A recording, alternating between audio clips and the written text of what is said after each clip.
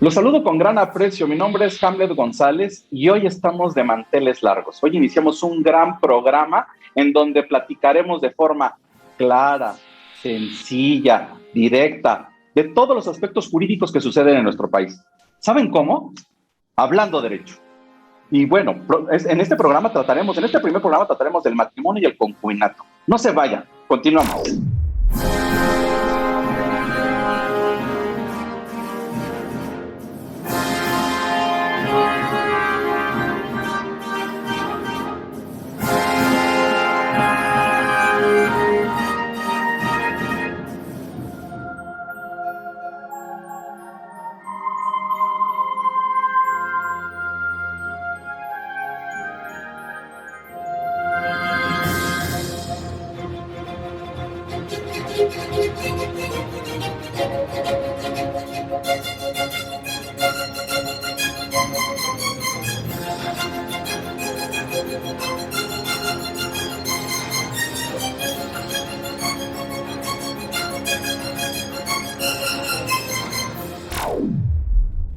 Hola, ¿cómo están? Pues lo que les venía platicando, ¿no? Hoy en este nuevo programa, en el primer programa de Hablando Derecho con Hamlet González, platicaremos qué es el matrimonio y qué es el concubinato. ¿De dónde viene la palabra matrimonio? Viene de la palabra matrimonium, de este latín, en donde significa las cargas hacia la madre, ¿no? Es como el patrimonio, ¿no? Las cargas hacia el padre. Bueno, ¿cómo empieza este matrimonio? Vamos a hablar un poquito rápido de la historia. El matrimonio empieza a través de 4 facetas antes de las civilizaciones, en las etapas de promiscuidad, donde había un intercambio entre seres humanos y no había valores intrínsecos así. Después cambió a la etapa de la compra, a la etapa de ya consagrar más las relaciones de pareja. Y después, ya el matrimonio, ¿qué creen? El primero que lo reconoce no es la norma jurídica, es el derecho canónico. En este derecho canónico, donde pues está sazonado esta institución, fíjense, es una institución donde se extiende la voluntad de las personas y es sazonado por valores sociales. ¿Y qué creen? Con el visto bueno del supraterrenal.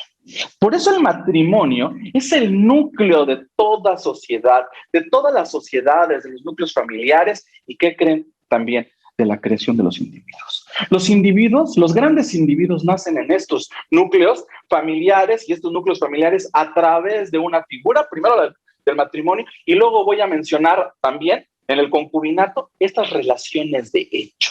Estas relaciones, de hecho, que no nada más son relaciones en que dos personas se juntan y empiezan a convivir para satisfacer sus necesidades, pero con un mismo fin, estimado auditorio. Entonces, ¿qué creen? Estamos viendo el matrimonio como unas relaciones de derecho y como un acto de derecho y las relaciones de hecho. ¿Esto sí está sucediendo en nuestro México? Sí. Y claro, hemos visto una gran evolución desde la época juarista, donde nace la primera vez el matrimonio en este contrato, vean, en este contrato donde dos personas exteriorizan su voluntad ante la autoridad o ante el Estado y el Estado lo empieza a regular y empieza a haber un intercambio de derechos y obligaciones. Hasta 1992 hicimos una modificación importante a nuestra Constitución en el artículo 130 y le quitamos la palabra contrato. ¿Por qué? Porque dentro de los contratos hay, pues sí es cierto, hay derechos y obligaciones, pero ¿qué creen? No hay valores. Y dentro de estos valores, ¿qué creen? Uno es la solidaridad, el respeto mutuo. Fíjense, el respeto mutuo, el afecto, porque el matrimonio, antes de existir esta voluntad, ¿dónde creen que nació? En el afecto de dos personas que se juntan para llevar una misma vida. Pero en el concubinato, en esta figura del concubinato, pues que claro, hemos intentado equipararlo al matrimonio, lo cual ha sido pues no un error, sino son actos diferentes, ¿no? Uno automáticamente nace como un acto de derecho y el otro es un acto de hecho que empieza a generar derechos y obligaciones inherentes a los mismos que de la familia. Hasta en el 10 de junio de 2011, estimado auditorio, incluimos en nuestra Constitución, en el artículo primero, los derechos humanos. En estos derechos humanos, en donde hacemos salvaguardar la libertad de las personas, entre ellos, de libertad de desarrollo, los derechos más consagrados que salvaguardan esta dignidad.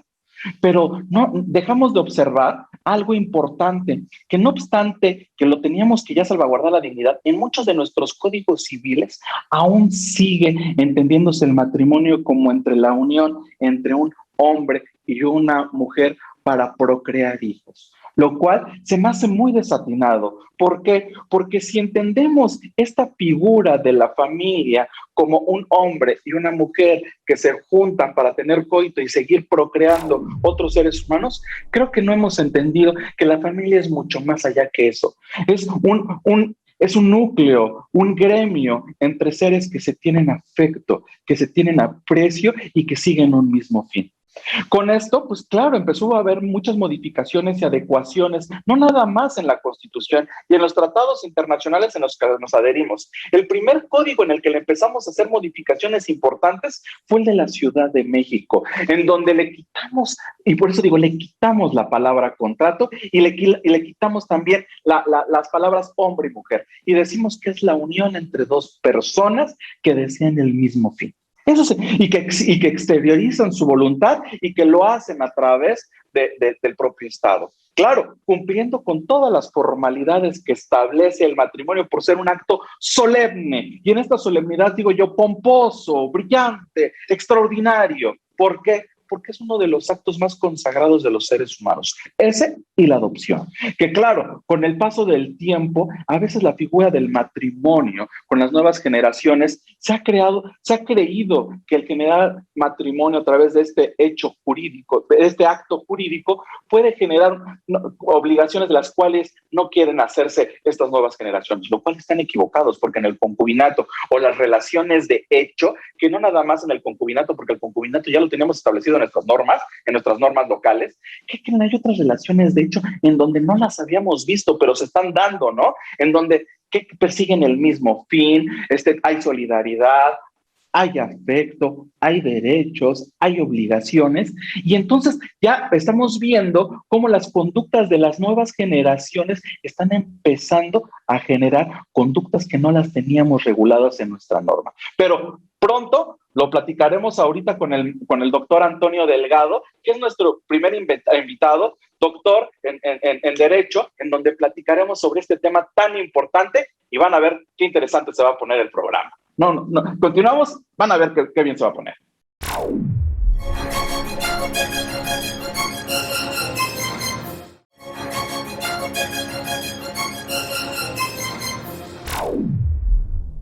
Pues ya estamos de regreso, estimados amigos, y bueno, como les había dicho antes del corte, tenemos ahorita al doctor Antonio Delgado, es un especialista en Derecho, es licenciado en Derecho. ¿Qué más eres, amigo maestro? ¿Tu maestría en qué es? Tienes dos, ¿no? Si no me equivoco. Tengo maestría en Derecho Corporativo, tengo pues especialidad en justicia administrativa, en asesoría jurídica, tengo pues algunos estudios, mi estimado Hamlet, pero antes que nada quiero agradecerte por la invitación y bueno, pues a toda la producción que hace posible llevar esta entrevista. Muchas gracias. Y bueno, también el doctor Antonio, entre sus humildades, es doctor en ciencias de lo fiscal, ¿no? Estamos ya nada más en el cierre muy, muy especial, pero la realidad es que aparte fuimos compañeros en el doctorado y fue un alumno sobresaliente, siempre con comentarios, y la realidad es que gracias a eso nos hicimos buenos amigos y somos buenos colegas. Y bueno, Antonio, la realidad es que estábamos hablando del matrimonio. Cuando inicié mi programa, estamos hablando del matrimonio.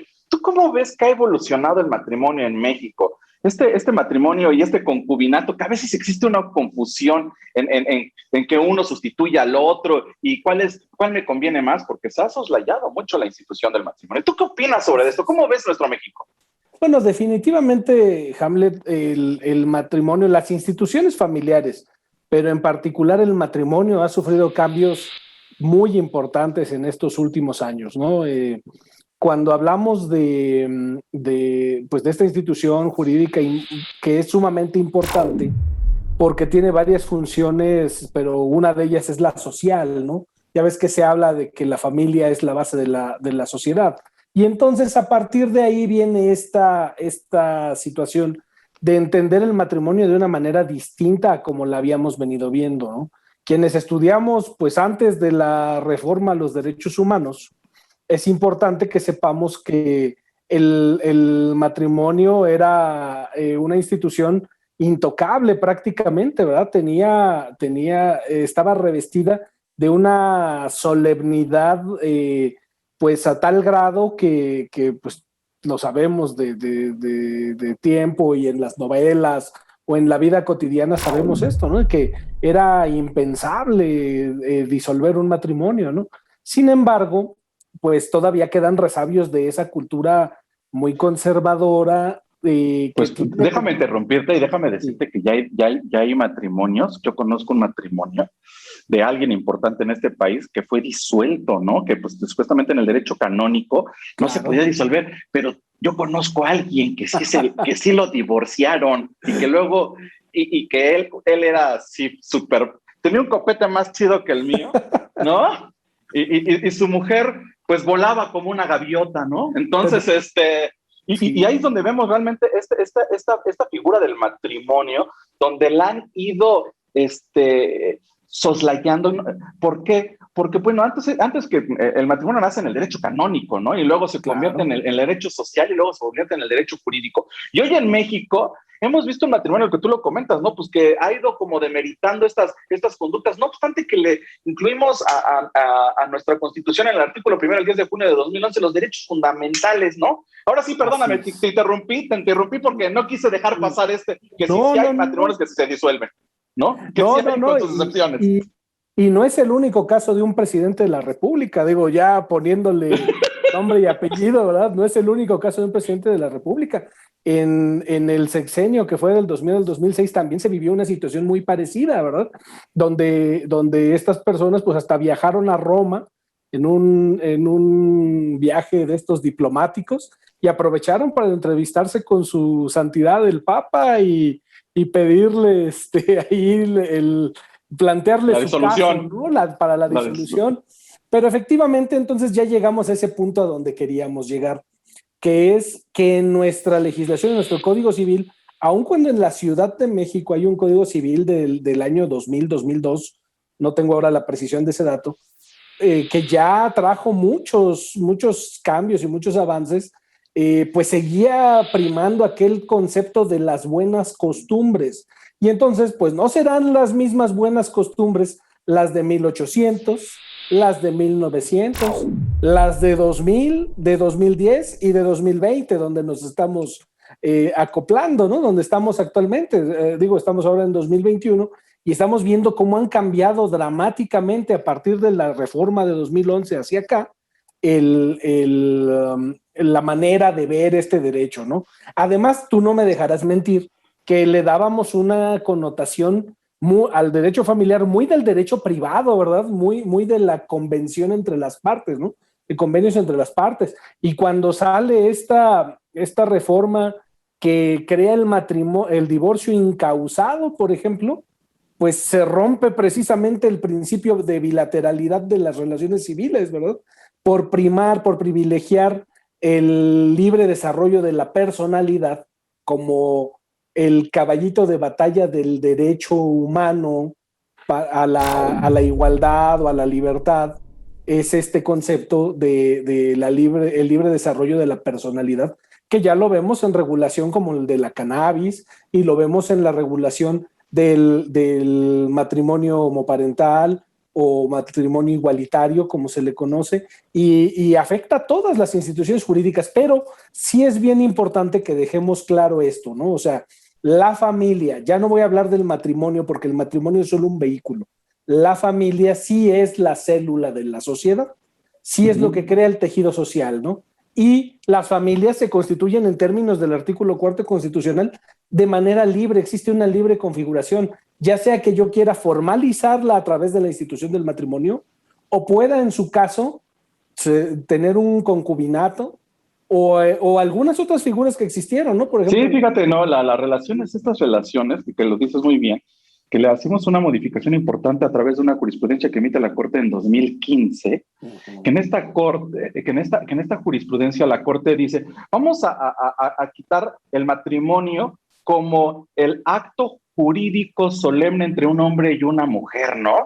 Entonces, y que empezamos a ver con este respeto a los derechos fundamentales o los derechos humanos, en donde el matrimonio es la unión de dos personas a través de su consentimiento y que forzosamente tiene que estar involucrado el Estado. Pero pues yo a veces lo separo y digo, pues, ¿qué es el matrimonio? El matrimonio es un acto de derecho y el concubinato es un acto de hecho, ¿no? Claro. Que genera en estas relaciones, en esta nueva forma de convivir entre las personas y de las nuevas formas de crear familia. Fíjate, yo últimamente veo nuevas formas de crear familia, porque a lo mejor nosotros que tenemos grandes tabús sociales, ¿no? Grandes tabús sociales en este concepto de la familia siempre vemos el objeto de el macho alfa y la mujer abnegada, ¿no? Entonces, y con esto, pues, desgraciadamente, así fuimos criados. O sea, estamos tocando conductas de valores sociales en donde ahora yo veo el matrimonio, y porque para mí es uno de los actos más importantes y los que más tiene solemnidad, porque no nada más tiene una conducta jurídica, está sazonada con valores, ¿no? Se tienen que proteger, se tienen que mutuamente dar derechos y obligaciones, tiene que haber solidaridad entre ustedes, o sea, cosas que no están perfectamente bien escritas en el derecho, sino te dice, es un acto de derecho, está regulado el Estado no nada más es un simple observador, sino regula la conducta, y que en esta conducta y que con este concubinato que mucha gente me pregunta, oye, ¿sí se da el concubinato entre personas del mismo sexo? Sí, sí se da. Claro. O sea, yo a veces le digo, ¿qué es concubinato, no? O sea, de acuerdo con el término etimológico, ¿no? Es acostarse con alguien, ¿no? O sea, es estar acostado con alguien, pero no dice tener sexo con alguien, no tener coito con alguien, ¿eh? O sea, puedes tener concubinato con tu roomie. Ahora que esto es un término muy, muy vanguardista, muy centennial o muy millennial. O sea, de repente te acuestas con tu roomie y dices, ¿puede haber concubinato? Pues de acuerdo con lo que establece la norma, sí.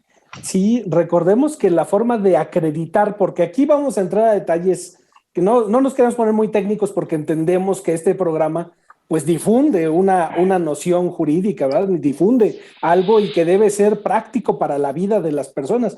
Sin embargo, sí tenemos que tocar de repente estos puntos de cómo el matrimonio, la institución del matrimonio, cumple cierta función social, reproductiva, inclusive en sus nociones, ¿verdad? O sea, teníamos que el matrimonio era para la reproducción, ¿no? Por ejemplo, ese fue un criterio, pero recordemos siempre que la moral incide, la moral nos da una brújula, pero la moral de quién, la moral de 1800, la moral de 1900, la moral del 2000, y siempre existe esa controversia entre la norma moral y la norma jurídica.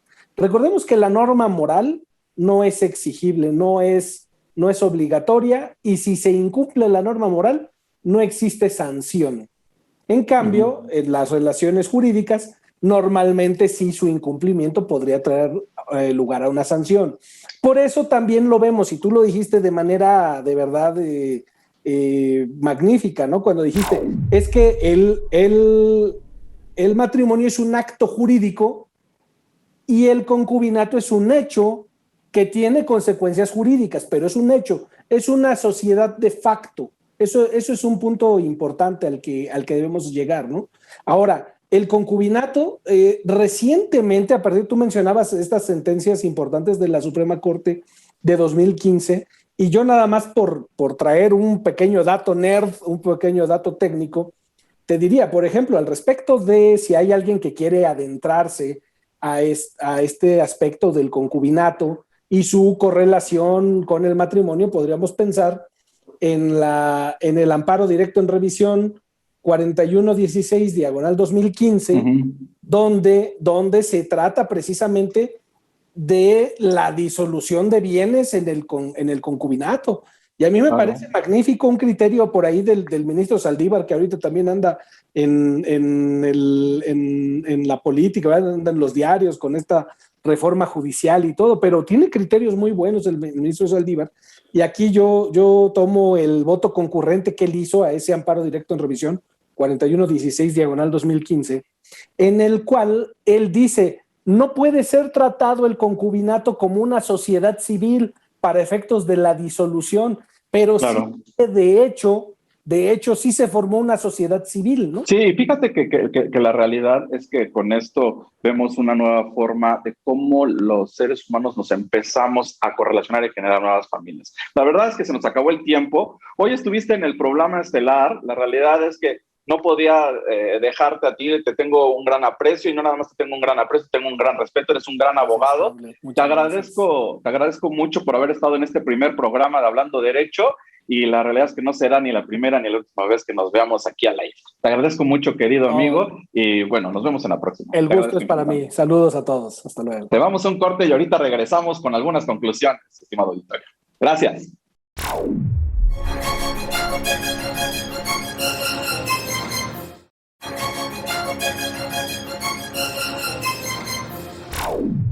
Ya estamos de regreso y bueno, la realidad es que ha sido un tema muy importante el que hemos platicado el día de hoy y que bueno, para concluir, vamos a hacer un resumen de lo que ha estado pasando en nuestro México en estas dos figuras, en el concubinato y en el matrimonio. El matrimonio es una institución, es en esta institución donde existen dos regímenes, la sociedad conyugal y la separación. Y también, como vamos a platicar ahorita, la sociedad conyugal no nada más es tu esposa, también es tu socio. Y en la separación de bienes, pues cada quien tiene lo suyo, sin embargo, en los dos generan derechos y obligaciones. El concubinato y las relaciones de hecho, vemos también las nuevas formas de cómo cohabitan estas nuevas generaciones y generaciones anteriores, pero con hechos que generan distintos derechos y obligaciones. Vemos una nueva sociedad mexicana donde se empieza a cambiar la forma de ver a la familia. Ya no vemos a la familia tal y como la teníamos antes visualizada hace 70 años. Hoy vemos núcleos familiares creados de otra forma. Vemos gran forma de los núcleos donde se empiezan a crear grandes individuos. Hay que recordar, estimado auditorio, que tenemos nuevas formas de convivir y en estas nuevas formas de convivir tenemos que ver los derechos y las obligaciones que generan y que los valores más importantes que se crean a los individuos se crean en estos dos formas que hoy hemos platicado, en el matrimonio y el concubinato, y en el concubinato estas relaciones de hecho que nacen. Y que con ello vamos a ver que tienen derechos y tienen obligaciones. Por ejemplo, mucha gente dice, oye, la concubina tiene los mismos derechos que la cónyuge. Casi son los mismos derechos. Y son los mismos derechos inherentes a la familia. Tienen derechos, ¿qué creen? Hasta heredar si se pudiera. Tienen derechos a recibir pensión alimenticia, claro, si se disuelve el concubinato, un año después pueden requerir este derecho. Los hijos, que antes se consideran los hijos naturales y los hijos que no son naturales. Todos los hijos que nazcan dentro del matrimonio, fuera del matrimonio, en el concubinato, en relaciones de hecho, serán considerados como hijos y estos jamás serán degradados. Y esto derivado de los derechos humanos y fundamentales en los que fuimos adheridos hace más o menos unos 10 años. Tan es así que ustedes pueden ver que de acuerdo con la jurisprudencia que emitió la Corte en 2015, en donde cambia todo este contexto de las relaciones de familia, ¿qué creen que es con lo que fundamenta? Dice, no es que no cambiamos la palabra contrato y le equilibramos la palabra contrato y las relaciones entre un hombre y una mujer, sino no es que lo hayamos dejado de observar ni porque legislativamente no lo hayamos tenido previsto. Lo justifica por los grandes, severos perjuicios en nuestra sociedad. Entonces significa que dentro de nuestras conductas, dentro del matrimonio y las relaciones de familia, ¿qué creen? Tenemos grandes tabús sociales, lo cual ha evitado que sigamos generando derechos progresivos en nuestro México vanguardista. Les agradezco mucho y nos vemos en la próxima.